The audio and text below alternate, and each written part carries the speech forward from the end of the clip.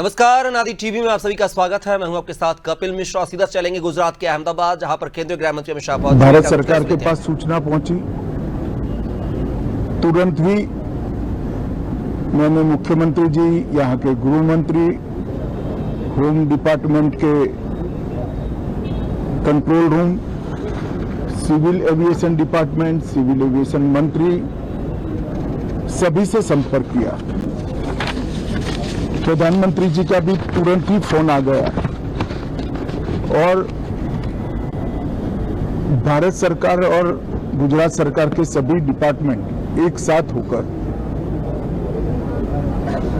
राहत और बचाव कार्य में लगे। इस विमान में कुल मिलाकर 230 यात्री देश के और विदेश के और 12 क्रू मेंबर सवार थे। इसमें से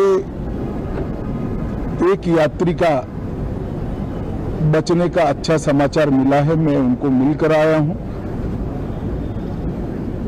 मृत्यु का आंकड़ा तो डीएनए परीक्षण और यात्रियों की पहचान के बाद ही अथॉरिटी अधिकृत रूप से घोषित करेगी, मगर जो यात्री बचा है उसको मैं मिलकर आया हूं। घटना के तुरंत बाद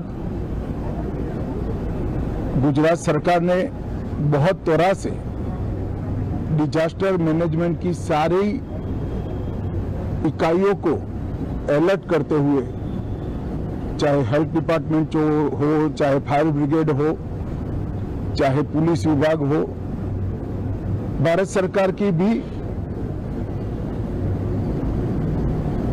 सीएपीएफ को संपर्क कर सभी ने एक साथ मिलकर राहत और बचाव का कार्य चालू किया। मगर 1.25 लाख लीटर ईंधन विमान के अंदर ही था और लगभग गर्मी, तापमान इतना ऊंचा हो गया कि किसी को बचाने की मौका ही नहीं मिला।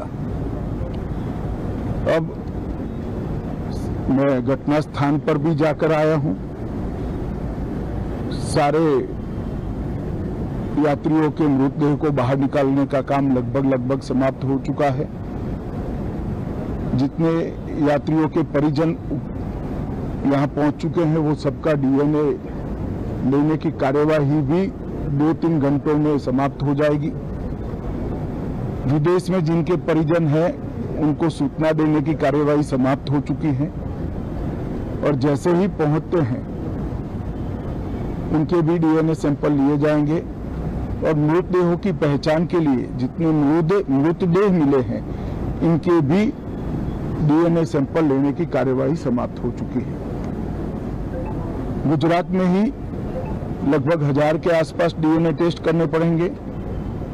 ये सभी टेस्ट करने की क्षमता गुजरात में विकसित है, तो डीएनए टेस्टिंग के लिए कहीं गुजरात के बाहर जाने की जरूरत नहीं पड़ेगी। गुजरात की एफएसएल और नेशनल फॉरेंसिक